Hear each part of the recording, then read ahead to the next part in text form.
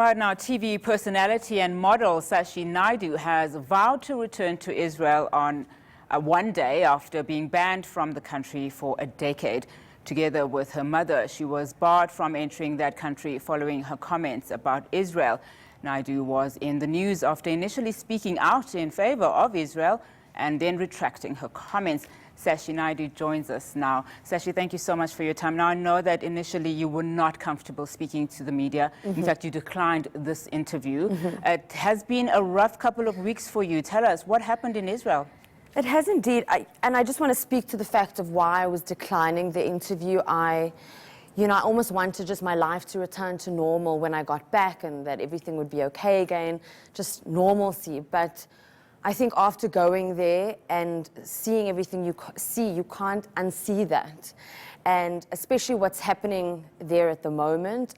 There was a team of 6 of us that went from South Africa. And my mom and myself and another lady got declined. And another person that's there, a journalist and a photographer, are still there.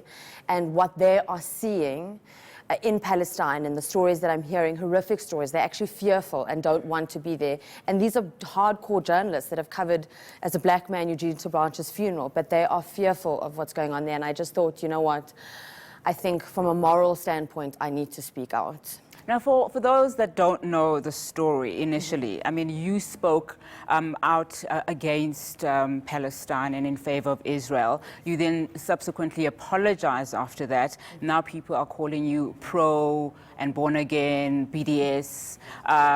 You then went on a fact-finding mission to Palestine, and that's when obviously you were denied entry to Israel. So what did you find there, and why did you backtrack initially? And also, you are saying that you are going to be fighting this ban. I'm definitely not fighting this ban. I think, I said I will go back. I'll go back and visit Palestine, but once Palestine is free, that was the question that was posed to me. Me going there on a fact-finding mission and why I chose to retract the comment is I was speaking in defense of someone else who had chosen to play as a DJ in Israel and had copy and pasted what someone else had told me to say as an educated response, because I said, surely there must be 2 sides to the story. So someone else had given me information which I didn't understand properly, and I just posted it. And there was backlash from that. And I think you need, when everyone is telling you, listen, open your eyes, you need to then say, okay, hold on, maybe there is something going on here. So I decided, as someone I want to view myself as a global citizen, to go and see for myself, to educate myself. I was warned before going into Israel that I wouldn't gain access into Israel by the deputy Israeli minister. And I then decided, you know what, I'm going to try anyway, because my issue was to get into Palestine. That's what I wanted to see. And I asked, would I be able to gain access into Palestine? She said, you can't speak to that. But what I now know is that all Palestinian borders are controlled by Israeli authorities or military.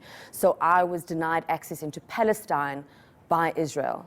Now, very quickly, before we run out of time, at the center of your backlash was the fact that people were saying that you're treating this Palestinian matter as a political one, but at the center... As a religious one. As a religious one. But at the center of that, it is a humanitarian matter.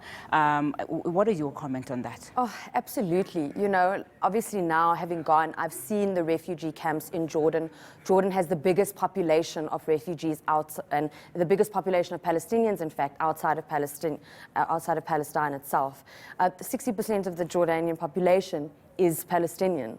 And going into these refugee camps and seeing the conditions in which they live, per one person is about 1 square foot. Do you know how big a square foot is to sleep? So they literally are packed in like sardines. And you know, these camps started, some of them in 1946, some again after the Second Intifada in 1967. And this is a long time, but these people are living as refugees and not given IDs, not given ID numbers, so they're unable to get gainful employment. So you're living in purgatory, basically, not being able to work. The only funding they get, or the only way they can look after themselves, is funding that's given through UNRWA. And now America's backed out and taken away most of the funding. So it really is a humanitarian crisis at the moment. Are you working with BDS? BDS, I will say I'm not a BDS member, but I definitely am in support of BDS, understanding now more appropriately what they do. And I think it's such an important topic because mostly what I was getting back was BDS is a terrorist organization, they're terrorists. But terrorism is using violence against especially civilians in order to get political gain.